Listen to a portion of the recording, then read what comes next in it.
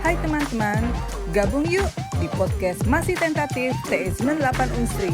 Cus join! Bismillahirrahmanirrahim.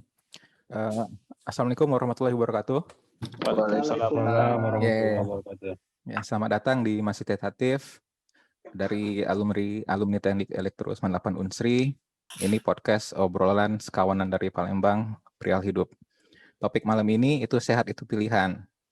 Nah, malam ini kita punya narasumber yang diangkat jadi duta hidup sehat kalau di angkatan kita ini.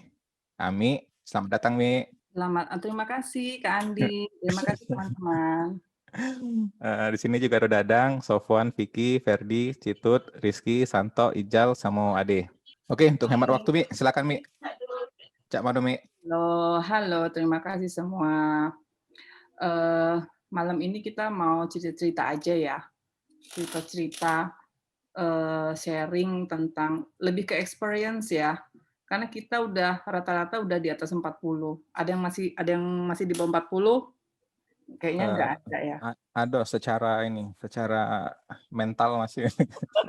Kelakuan udah dibahas sih di podcast sebelumnya ini. Nah, entah kenapa di Al-Quran itu sendiri, ini Vicky yang ngingetin, di Al-Quran sendiri itu disebutkan secara khusus umur 40, di mana umur 40 itu diharapkan Allah yang menciptakan kita itu mengharapkan apa sih yang dicapai kita sebagai hamba Allah di umur 40 itu, antara lain kesehatan body, kesehatan pikiran, kesehatan relation, terutama relation dengan orang-orang sekitar. Artinya ketika nomor 40, kita itu menjadi suatu pribadi yang sehat secara jiwa dan raga. Nah, sebenarnya sehat itu gift ataukah suatu pilihan? Nah, yang mau aku sharing di sini adalah bahwa sehat itu sebenarnya adalah suatu pilihan. Aku akan cerita gimana pilihan-pilihan yang kubuat sehingga aku mau mencapai sehat sepenuhnya ketika di atas umur 40. Itu sih. Oke, sip. Lanjut. Terus, aku perlu ngapain aja sih? Jadi ini pertanyaan yang aku buat ketika 2 tahun menjelang umur 40 ya. Mungkin pengaruh hormon, pengaruh experience. Nah, pertama adalah aku menemukan dulu why-nya sih kenapa harus sehat, kemudian gimana sih mengubah kebiasaanku dan apa sih hidup sehat, terus mau pergi sampai jauh mana sehat itu definisinya itu sendiri. Bagaimana kita menemukan why versi sendiri-sendiri. Mungkin kita pengen punya ya perut tipis tanpa buncit kayak umur masih 20-an. Apa kita pengen punya stamina yang lebih sehat dan kuat. Terus kalau enggak kita ingin bisa punya kemampuan membahagiakan pasangan dengan penampilan yang lebih oke, diajak kemana-mana itu pasangan senang, bangga gitu ya. Lalu kita mau nggak sih mengubah sedikit aja kebiasaan supaya keinginan-keinginan kita itu tercapai. Nah, sering nggak? Ini kebiasaan di aku ya sebelumnya. Kadang aku ikut nih, makan nasi merah, udah. Tapi kok lama-lama bosan, gagal. Olahraga, ikut tenis, terus udah hilang mood, gagal, berhenti lagi. Nah, ternyata setelah aku review, aku tuh udah tahu what-nya. Sehat tuh mesti ngapain, udah tahu how-nya, bagaimana sih pengaturannya. Tapi dalam hal melaksanakannya susah. Ternyata aku tuh lupa strong why. Kenapa kita perlu strong why? Karena hidup kita ini adalah pilihan. Ketika kita berumur di atas 40, mau seperti apa, itu menjadi seperti apa, itu adalah hasil dari pilihan-pilihan kita di masa lalu. Pilihan kita, apa yang kita makan, apa yang kita putuskan untuk beraktivitas, apa pilihan kita untuk bergabung pada komunitas apa, itu yang menjadikan kita saat ini, pilihan yang lalu. Artinya nggak ada yang namanya ujuk-ujuk, tiba-tiba. Itu semua adalah hasil dari pilihan-pilihan kita. Itu dulu. Nah, kalau kita yang sekarang ini, misalnya kita lihat nih di cermin ya, kita ini adalah hasil dari pilihan kita masa lalu. Nah, kalau kita pengen mengubah diri, kira-kira masih tepat nggak sih kalau kita pakai cara yang sama dengan masa lalu? Cara makan kita, cara kita berkomunikasi, cara kita males enggaknya berolahraga, dan sebagainya. Contoh-contoh ini ya. Contoh, misalnya Vicky mau datang ke reuni. Apalah anak aku ini. Vicky Kau kan maskot, Pik, maskot. Vicky mau datang ke reuni teknik elektro di tahun 2022. Umurnya 42 ya, Ki? Bener nggak 2022? Bener, Mi. I know you so well ya, Ki ya. Terus waktu Vicky datang di 2022, badannya berotot. Perutnya six pack, kulitnya kinclong bersinar. Terus rambutnya keren kayak Siwon, personalnya K-pop. Terus mungkin nggak, kalau Vicky datang kayak gitu, pasti dia udah tahu tuh, dia pernah fitness paling nggak. Terus pasti dia ngerawat fisiknya baik, sungguh-sungguh. Kan kita tahu Vicky itu nggak mungkin waktu lahir langsung berotot dan six pack. Kuliahnya aja kita tahu gimana gitu kan. Itu sebentar nih. Pertanyaan mungkin enggak? Ini retorik. Aku pikir tadi, Vicky kan nggak mungkin fitness.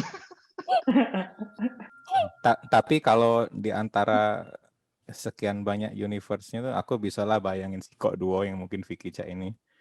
Iya, mungkin aja. Cak Siwon ya. Lo kok belum lihat cita-cita aku di reuni 22 kayak pas akhir nak Cak Mano? Mantap ya.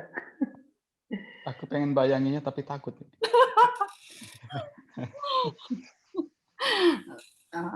It's like, ya itu kayak visi ya.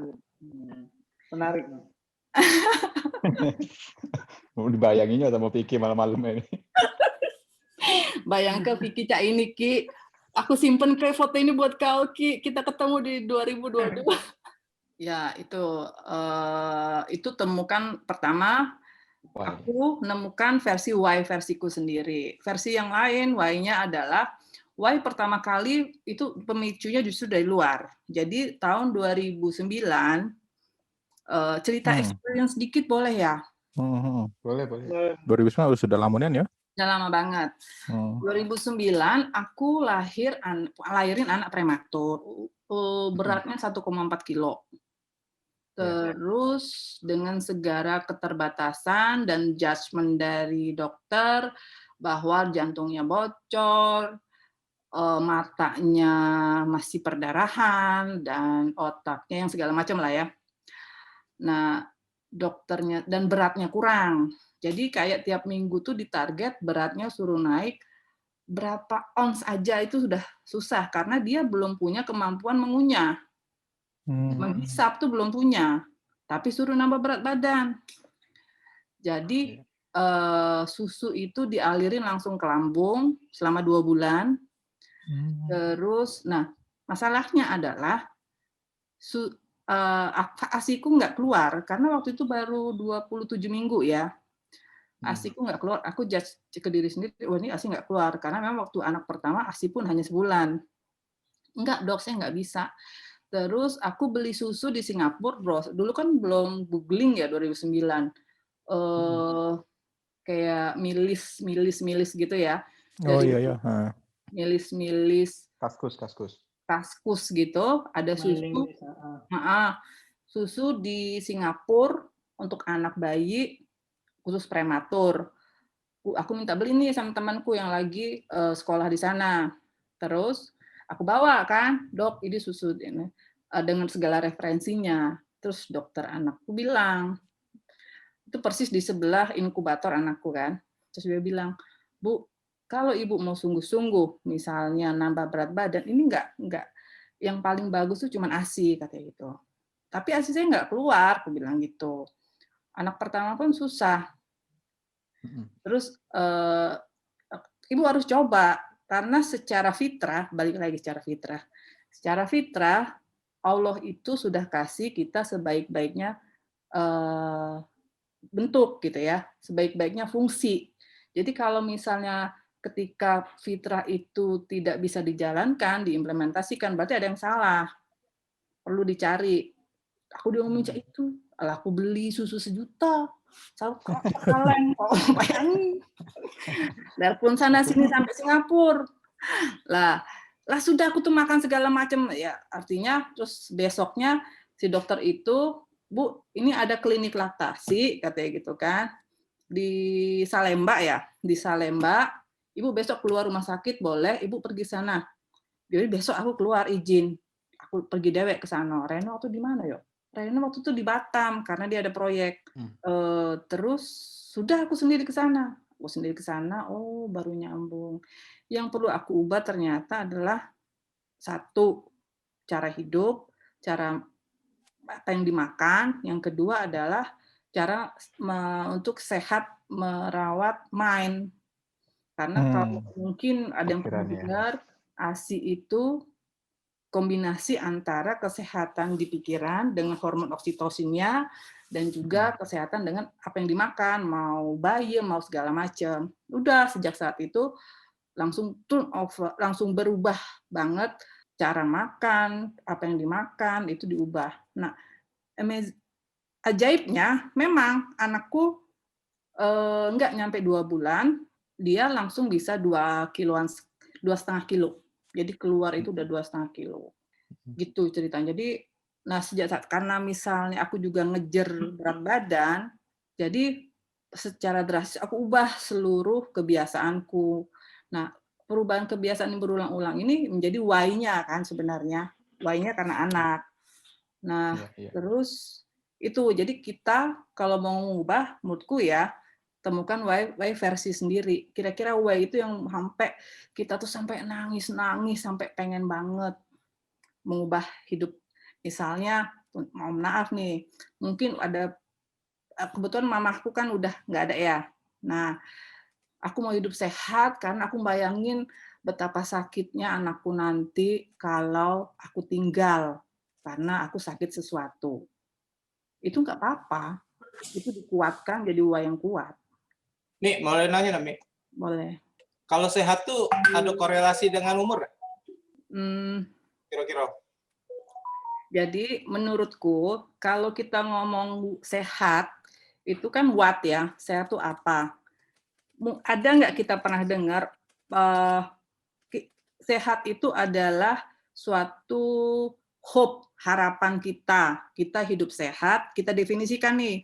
Kalau sehat tuh nggak pernah sakit, terus stamina bagus. Nah, yang bisa kita lakukan itu goal. Jadi yang kita bisa lakukan, misalnya cara untuk mencapai sehat itu makan,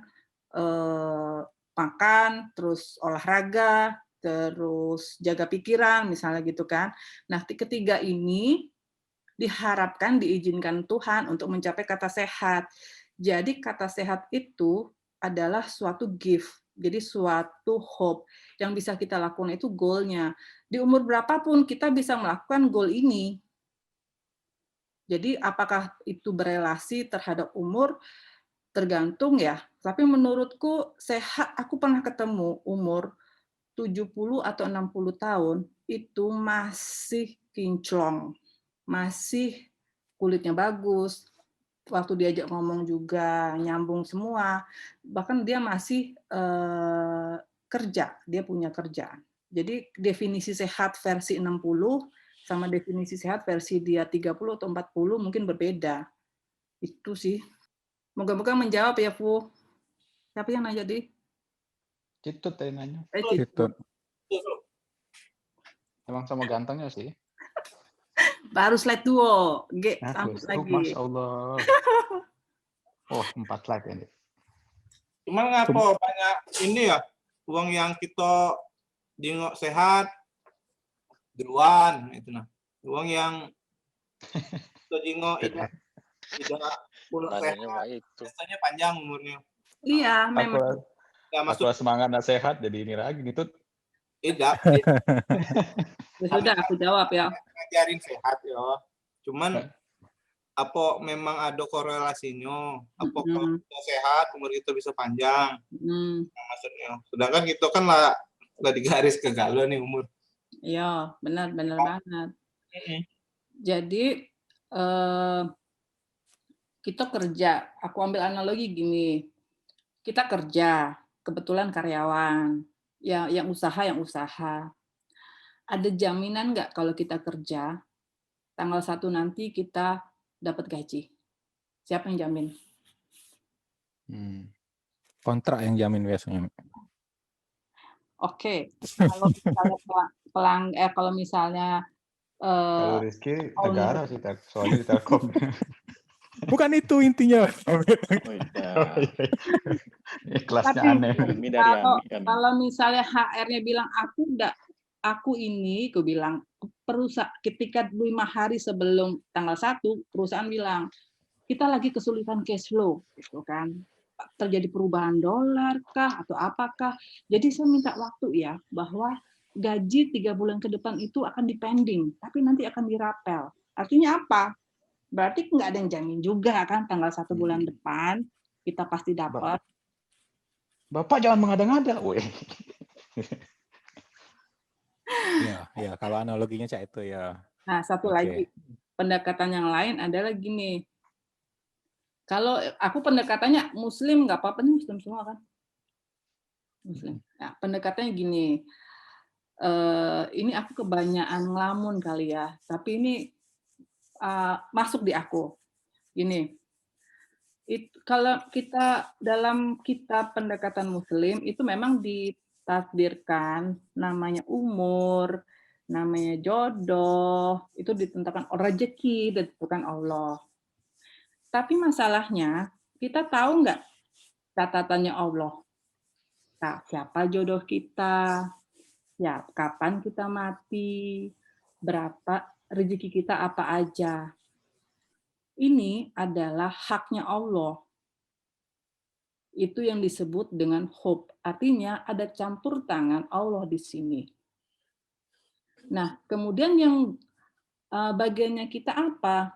Bagiannya kita adalah mengoptimalkan. Yang pertama mensyukuri ya, mensyukuri dengan cara mengoptimalkan apa yang sudah Allah kasih ke kita.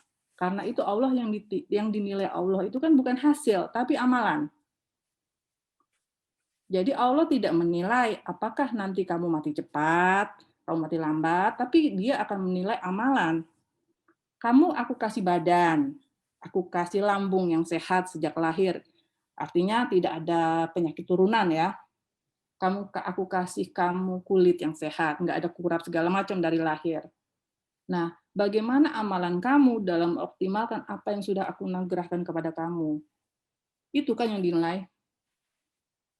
Itu satu. Yang kedua, kalau misalnya sehat itu adalah hope, harapan kita, yang bisa area kita lakukan tuh goal. Goal itu apa yang dalam jangkauan kita, dalam kontrol kita, setidaknya bisa mempengaruhi atau menginfluence hope lebih baik lagi, lebih dekat lagi.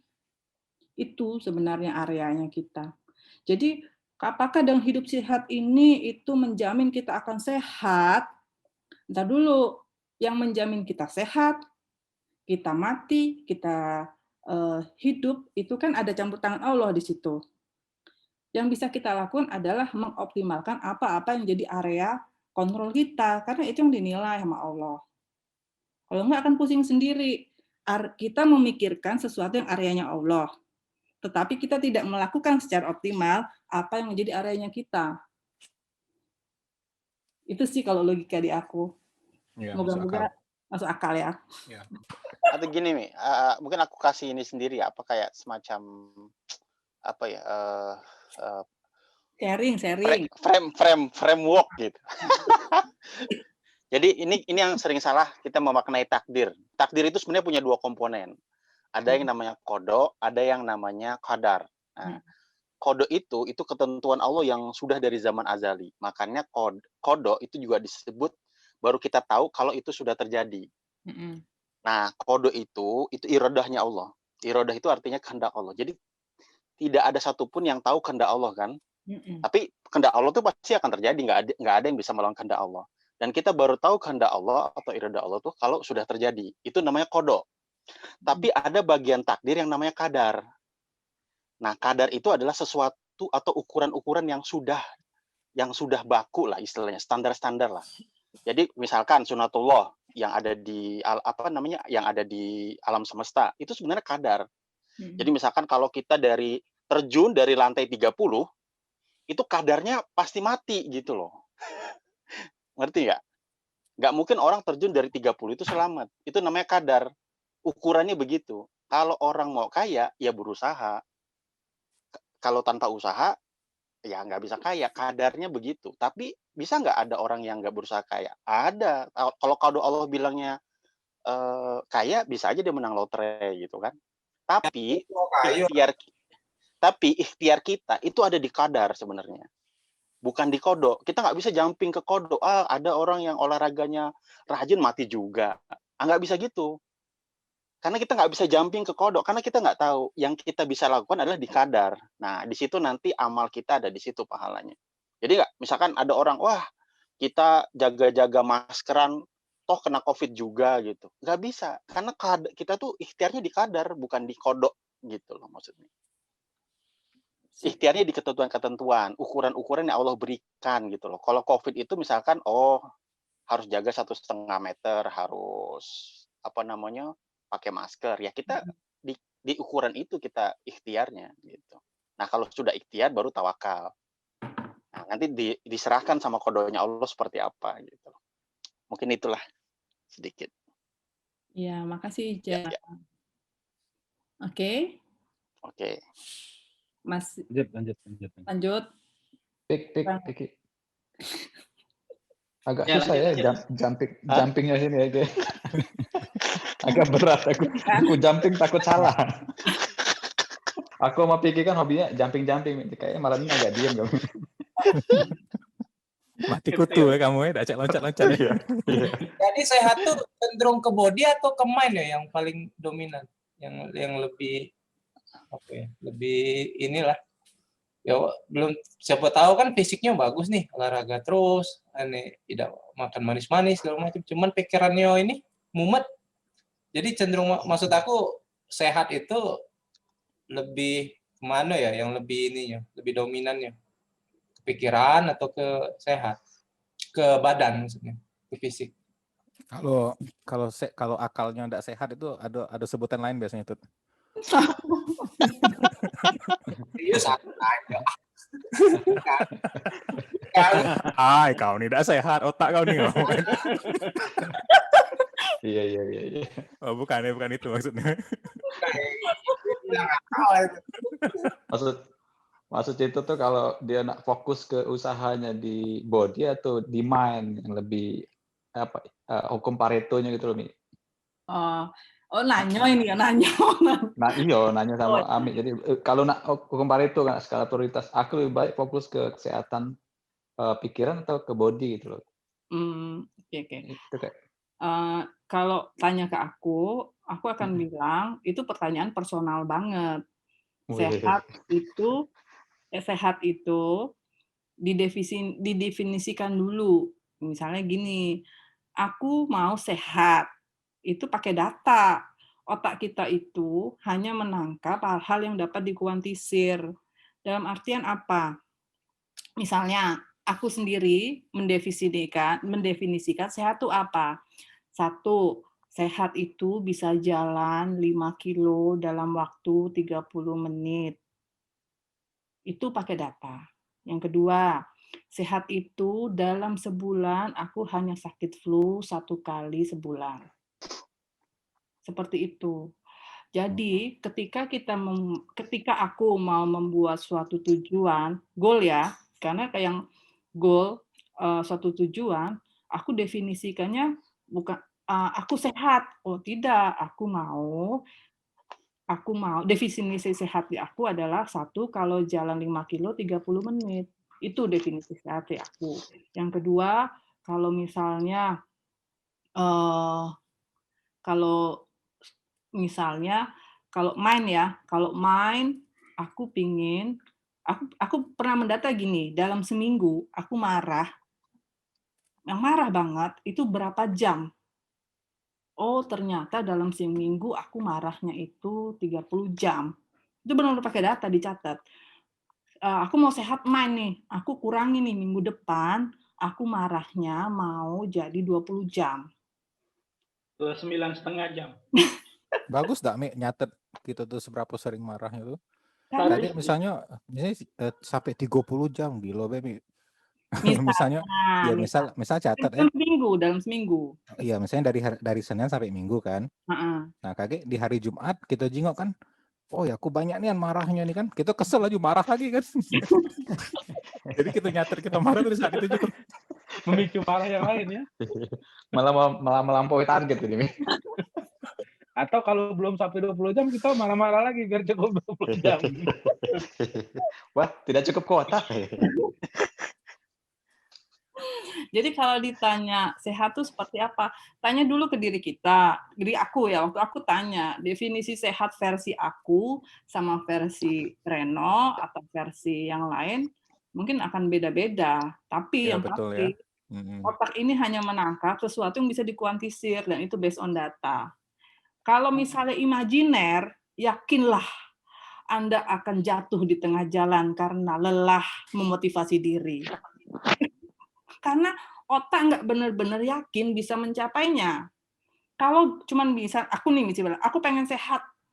Terus kan ketika kita buat suatu aku pengen sehat, otak kita kan langsung hitung ya, aku harus ngapain aja mencapainya. Nah kalau otak tidak bisa menghitung nih 5 kilo, nggak ada angka, nggak ada dari situ, akhirnya definisi sehat itu apa? Otak kan susah nih, kayaknya ada gap deh. Sebelum kamu bilang sehat itu, aku mesti menghitung apa nih kamu supaya bisa mencapai kata sehat. Jadi kata sehat itu nggak imajiner, tapi sesuatu yang bisa dikuantisir di otak. Misalnya, aku pengen bahagia. Bahagia tuh gimana? Kuantisir dong. Nah, aku pengen bahagia setiap hari. Caranya gimana? Aku pengen senyum 20 detik di cermin setiap pagi selama 22 hari. Udah lakuin aja. Karena apa? Sesuatu yang kita lakukan fisik itu akan mempengaruhi apa yang di pikiran. Sesuatu yang kita dipikirkan akan mempengaruhi secara fisik. Itu kan bolak-balik. Ketika kita senyum, perasaan fisik 20 detik sehari, ketika jadi suatu kebiasaan, itu ada perasaan, oh lega, oh nyaman, gitu. Itu angkonya dari mana, Mi? 20 detik, kemudian 22 hari. Apakah di hari ke-23 baru kita ukur, aku nih lebih bahagia dari 22 hari lalu atau tidak? Oh, jadi ada penelitian, nanti aku cari ya penelitiannya. Penelitian efektif untuk cara efektif untuk karena kebiasaan itu adalah suatu yang berulang-ulang dilakukan. Seberapa kuat kebiasaan itu dapat melekat itu jika melakukan berturut-turut minimalnya selama 22 hari. Kurang lebih situ. Jadi setelah hari ke-23, Ami bisa secara tidak sadar senyum 20 detik ya? Iya, karena apa? Apapun yang kita lakukan secara fisik itu akan mempengaruhi apa yang kita pikirkan, kita rasakan. Apapun yang kita pikirkan atau rasakan akan mempengaruhi fisik kita. Nggak percaya? Kalau misalnya nih, aku lagi galau, gimana, terus ketemu deh sama geng arisan yang heboh, cerita-cerita gimana di sana. Nah, mungkin ketemuin 1 jam. Dalam 1 jam itu, aku lo bisa melupakan kan apa yang kegalauan aku dengan kehebohan di sana, ketawa-ketawa dan segala macam. Artinya apa? Ketika ada perubahan fisik, aku ketawa, ternyata pikiranku juga bisa berubah, bisa sehat. Pada saat itu. Ini sebelum sebelum aku cerita ini, sebenarnya aku mau sharing dikit tentang cara kerja otak. Kenapa sih? Apa yang menjadi pemicu perilaku di kita? Gimana kita mengendalikan mood? Ini kalau ada cewek-cewek atau ibu-ibu, ini bagus untuk pengendalian yang namanya PMS. Apa benar sih mood itu nggak bisa dikendalikan? Apa benar sih umur itu mempengaruhi mood? Apakah gender mempengaruhi mood? Sebenarnya apa sih yang memicu perilaku dari seseorang, entah itu cewek, entah cowok? Ini ada gambar, kurang lebih sebelah kirinya itu kita sebut di sini ini adalah suatu realitas eksternal, di mana suatu realitas itu bisa mempengaruhi perilaku kita. Ambil contoh, kita ngelihat makanan yang paling enak apa? Atau paling tidak lemak? Relatif lah. Martabak paling enak. Martabak har, oke martabak har. Ada martabak har di meja. Nah, terus ada Andi, ada Sopu, ada aku, kemudian si kok lagi ada Priyanka Chopra lah ya. Nah, Aduh, aku nak denger Cak Man Ami ngebandingkan Martabak Har sama Priyanka Chopra tadi. Aku lagi terus. Lagi mikir. Nah, lagi mikir kapan tawanan sama Priyanka Chopra tadi. Oh udah. Jadi martabak har di meja itu netral. Apapun yang kamu pikirkan, apapun yang aku pikirkan tentang martabak har itu nggak akan mengubah martabak har itu sendiri. Jadi martabak har hanyalah suatu martabak har.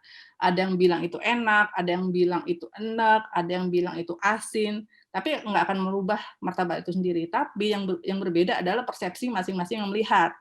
Andi ngelihatnya enak, Sopu ngelihatnya malek, aku ngelihatnya enggak banget. Terus Priyanka Chopra ngelihatnya apaan tuh, gitu kan? Nah, sama. Itu maksudnya. Maksudnya itu. Andi udah cukup. Nah, martabak har itu kan ditangkap secara visual kita, mata kita sama. Jadi secara audio, secara kinestetik itu dari panca indera. Nah, otak kita itu memproses 2 juta bytes per detik. Itu kayak nonton 3 Blu-ray bersamaan. Jadi informasi tentang martabak har itu akan masuk curut, pasti yang kalau kita ngelihat apa megang pasti itu masuk. Nah, ini dipengaruhi oleh filter masing-masing. Filternya oleh bahasa, oleh keyakinan, nilai-nilai, pengalaman. Artinya gini, ketika Andi ngelihat tuh martabak har, dia difilter berdasarkan pengalaman dia waktu pernah makan martabak har. Ya. Oh, enak. Berarti dia filter pakai experience dia. Dan dia punya kebiasaan mungkin diajak sama ayahnya sebulan sekali makan martabak har. Jadi dia mengkorelasikannya enak. Kemudian Sopu juga, tapi Sopu berbeda. Dia pernah malek makan martabak har sampai muntah-muntah, maka dia bilang enak gitu. Terus aku karena dipengaruhi keyakinanku tentang apa yang sehat dan kurang sehat, aku bilang nggak banget. Nah, Priyanka Chopra karena dia nggak pernah melihat itu, dia apa itu gitu kan. Nah, informasi ini difilter, kemudian ada yang dihapus, diubah, sama digeneralisasi. Kalau Priyanka Chopra ngelihat martabak har dan dia nggak punya bagi filter, dia bilang I don't need that, gitu kan, nggak butuh itu, dia akan hapus, nyahlah ingatanku tentang martabak har.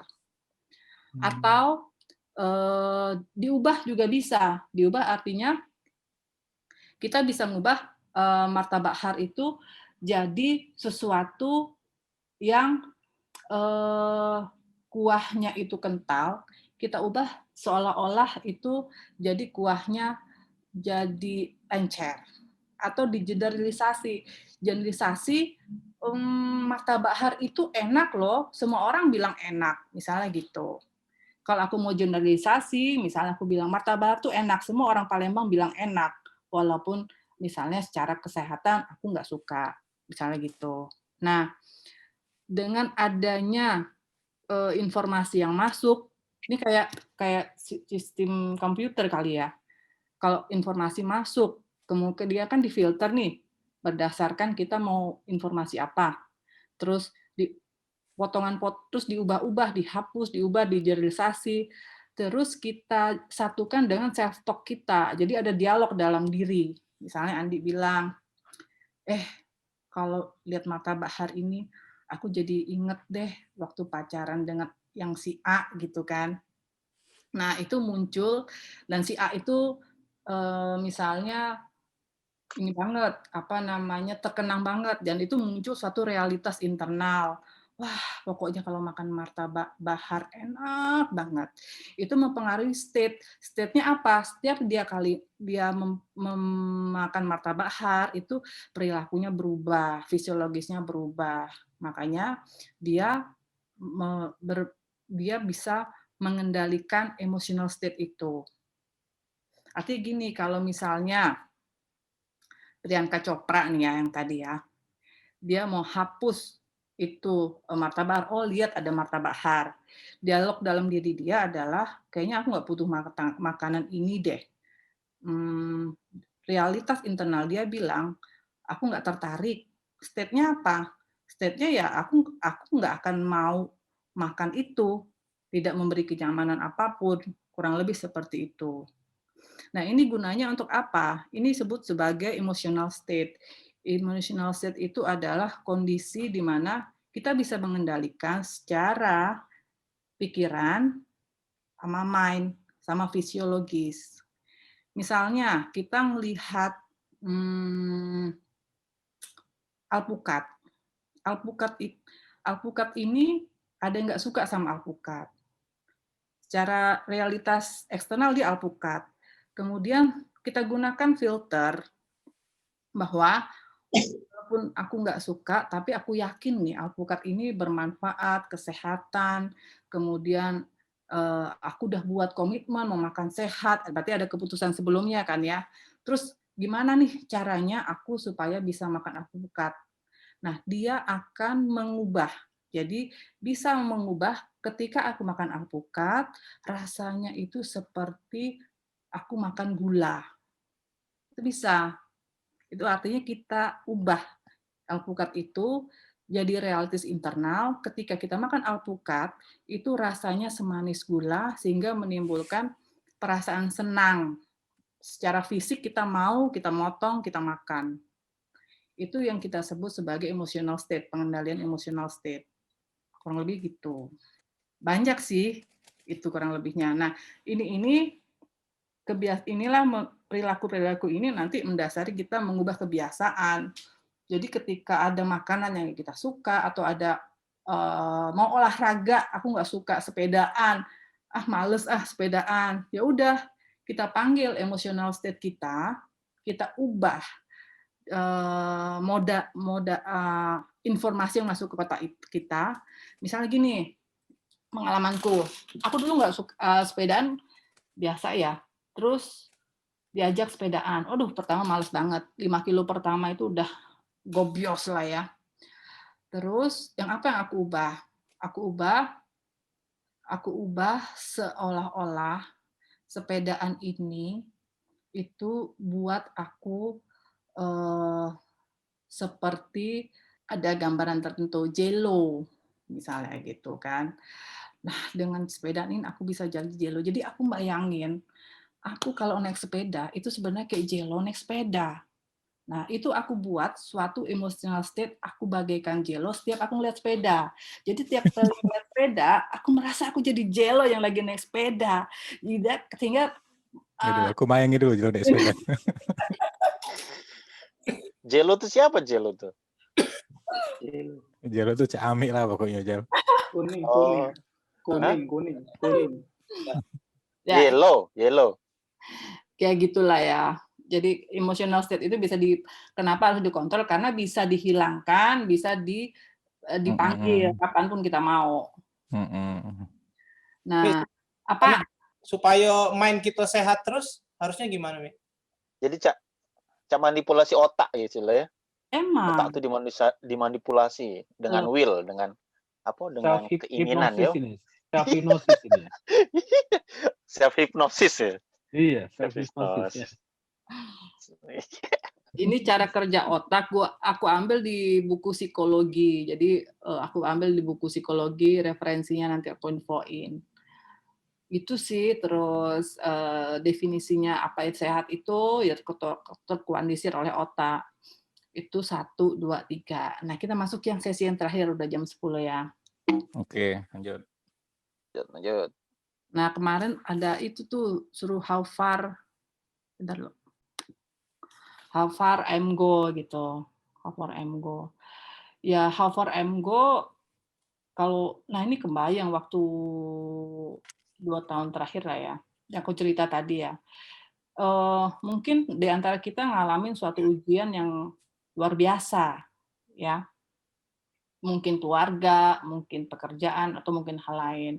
Nah, itu jadi timbul suatu pertanyaan, sebenarnya misi kita apa sih di dunia ini? Nah, itu aku pernah ngalamin juga. Sebenarnya misi aku apa sih? Apakah misiku tuh jadi istri itu adalah suatu misi? Apakah aku jadi ibu itu adalah suatu misi? Kurang lebih gitu. Nah, sebenarnya nanti ini kapan ya, ketika misi itu udah accomplished, ketika misinya udah selesai, itu baru aku stop. Kalau selama ini, kalau sampai sekarang ya tetap berjalan sampai rezeki itu habis. Ini visiku 2 tahun yang akan datang. Ketika udah tercapai, mau cari visi yang mana lagi, sampai apa? Sampai misinya selesai. Misi selesai kapan? Ketika kita udah nggak ada rezeki lagi, rezeki kita udah habis di titik itu yang udah ditentukan kayak kata Ijal tadi. Itu dari aku sih. Jadi bagusnya nih materinya. Jadi kalau aku ingat Ami dulu ini, ya kalau sekarang aku bisa bilang lah ya, kita sudah berapa tahun nih dari kita tamat? Rata-rata iya ya.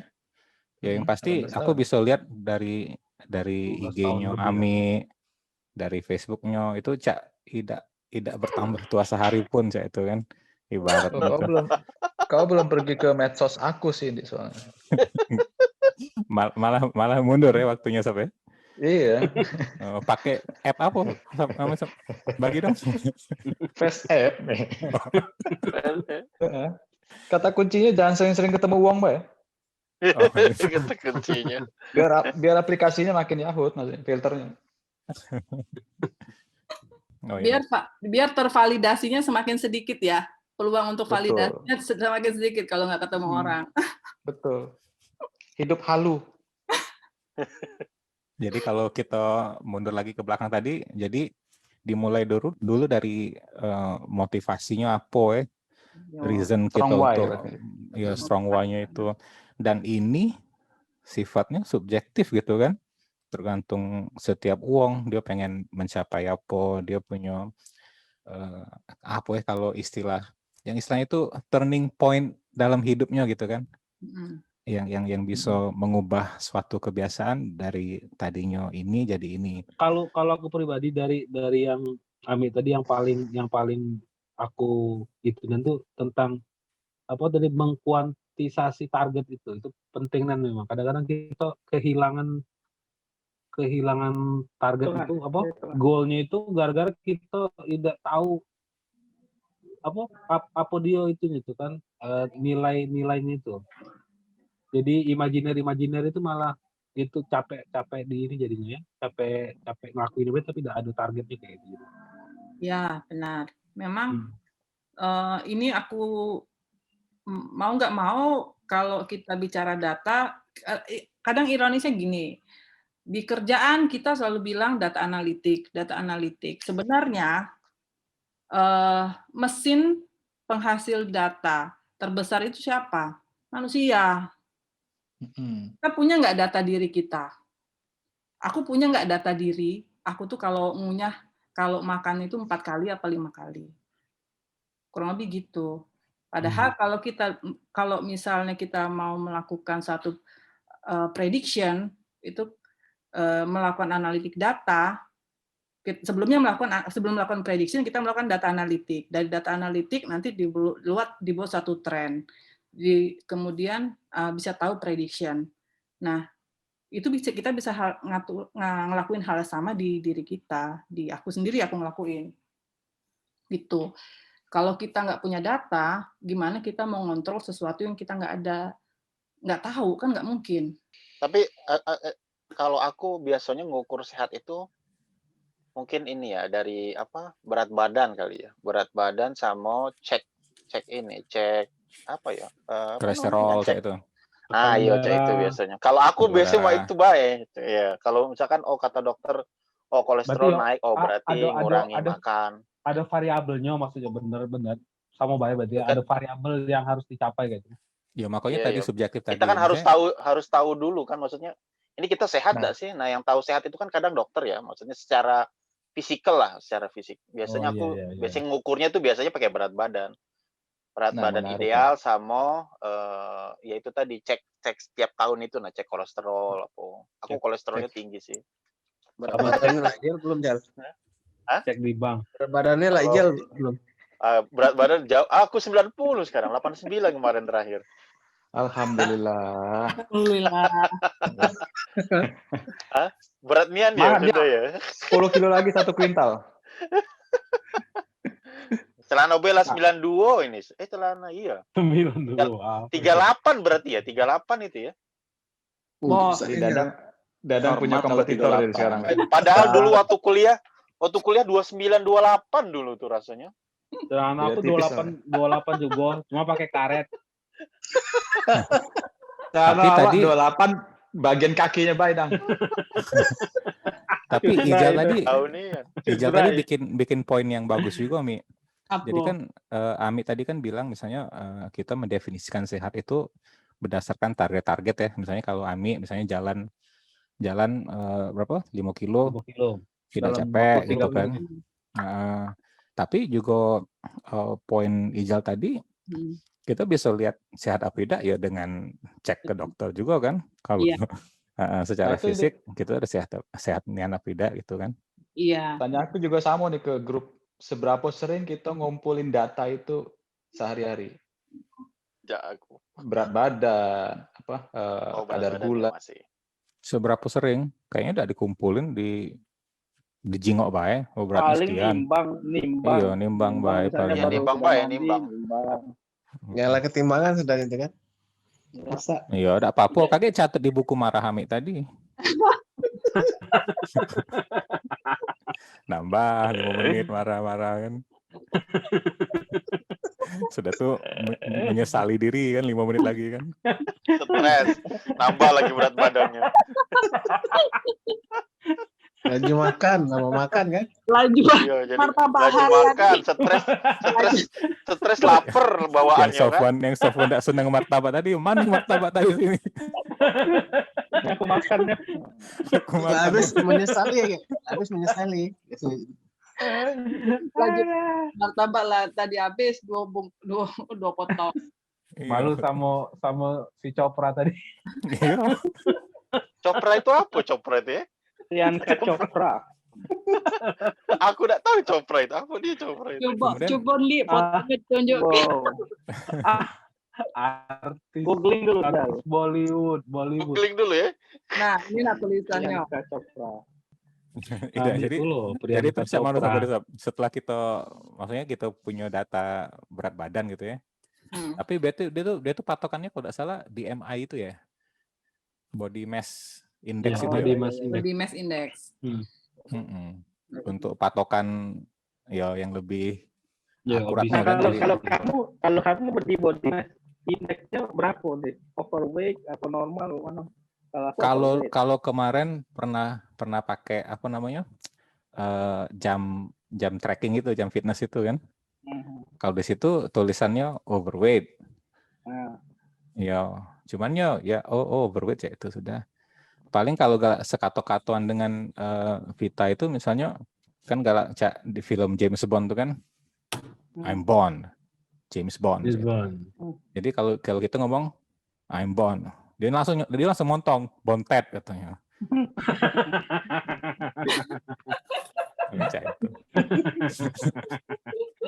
Bond, I'm Bontet. Bontet. Nah, benar. Doni Bond itu Doni biasa. Tidak dengar kata-kata itu Bontet. Setidaknya masih kuning lah, belum merah kan obesitas. Itunya BMI-nya. Tapi yo berat badan kurang juga sama dak sehatnya kan. Ya maksudnya ya. Jadi cak kato apa kemarin itu lemak lah nyesel lebih daripada nyesel kurang kan. Pembenaran itu. Kalau untuk berat kayaknya tidak berlaku lah. Tidak berlaku ya. sorry. Tidak berlaku. Susah lah, susah nurun ke berat badan itu udah gampang. Aku pikir berlaku kalau itu bukan ya.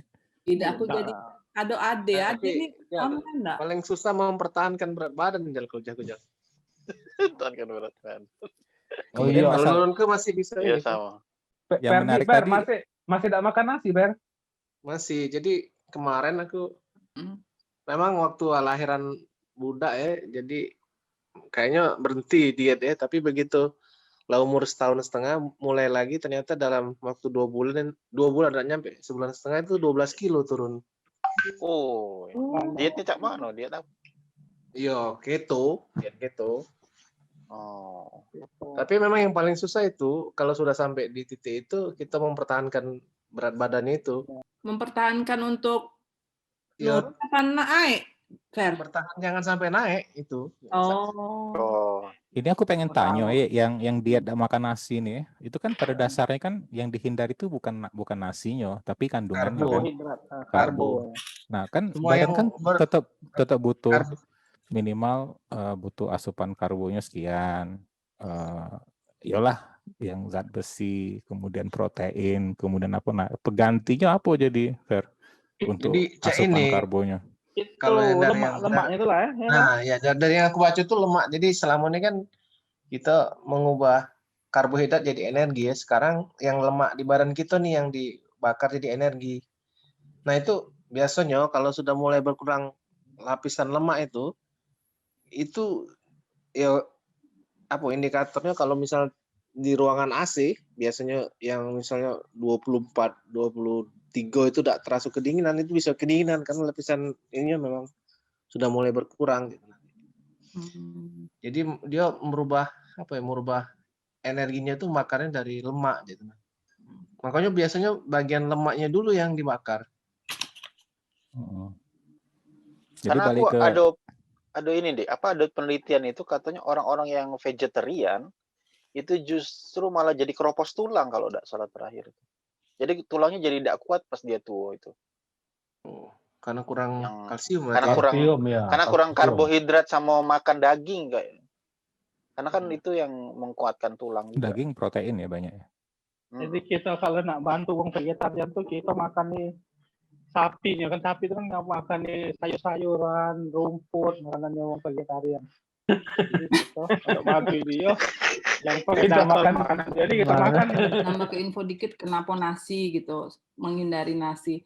Sebenarnya karbohidrat itu memang dibutuhin tubuh. Jadi karbohidrat itu sebenarnya bagi tubuh merupakan sumber glukosa bagi tubuh, sumber glukosa.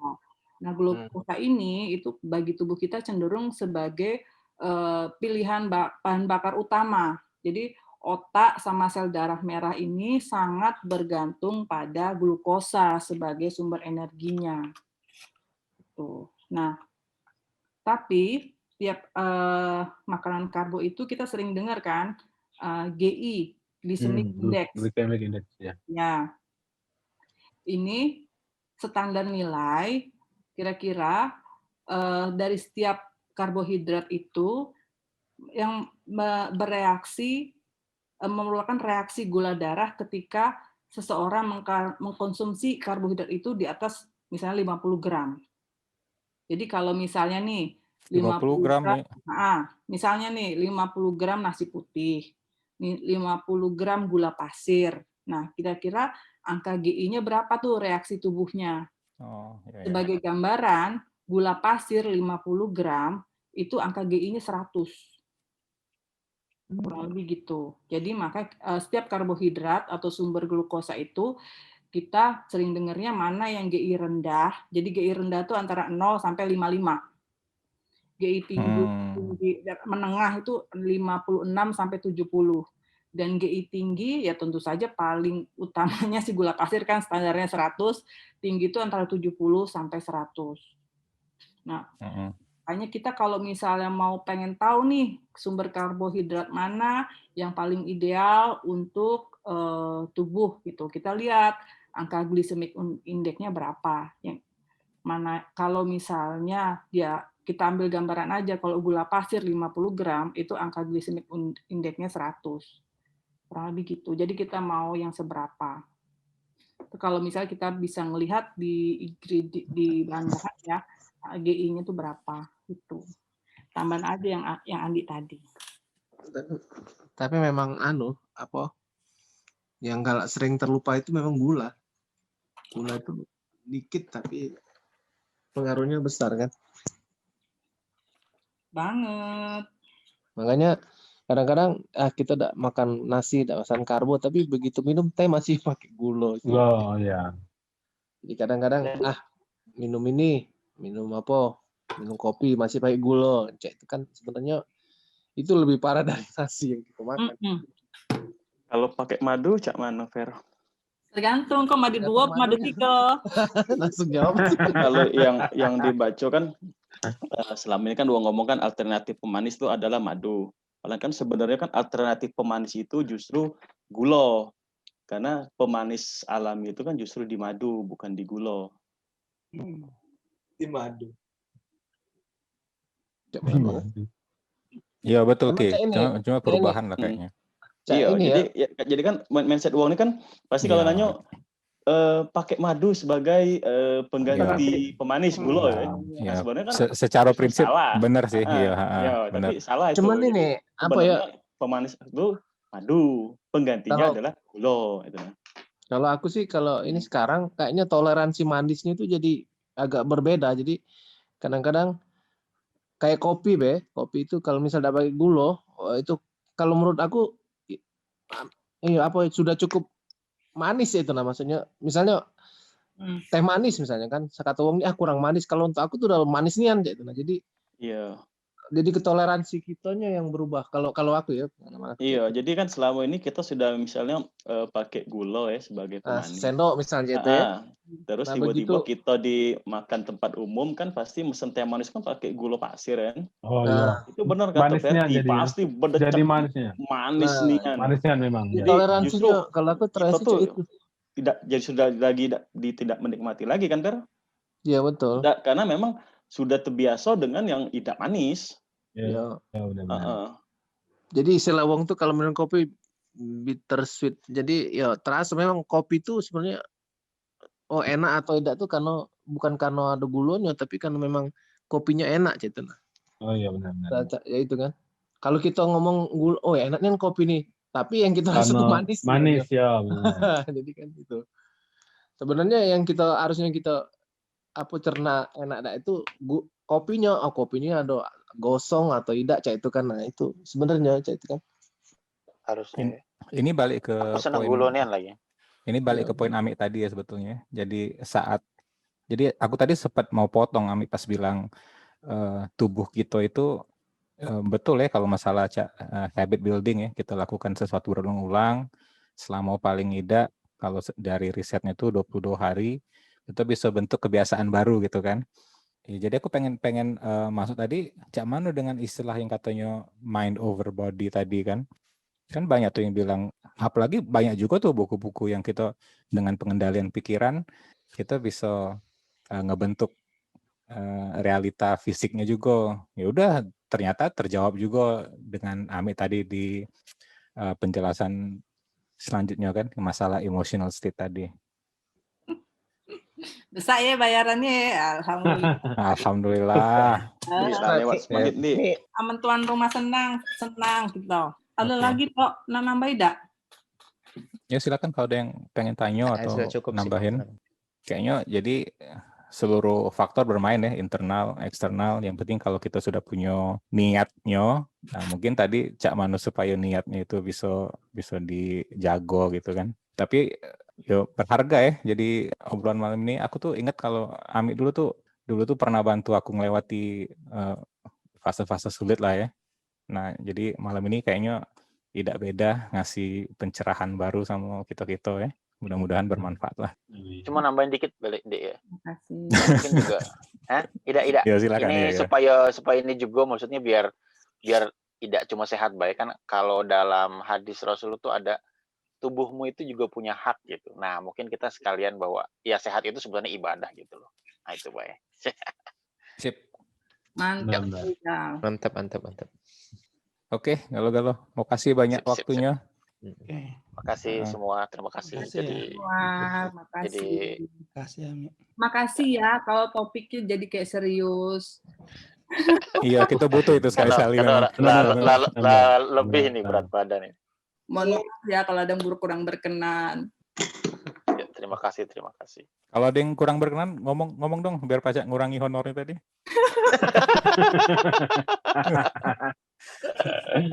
komplain ya. Oke, kasih ya Galo ya. Sampai ketemu lagi. Terima kasih. Oke, Sip. bye. Thank you. Terima kasih. Sampai jumpa lagi di seri Masih Tentatif berikutnya. Dadah!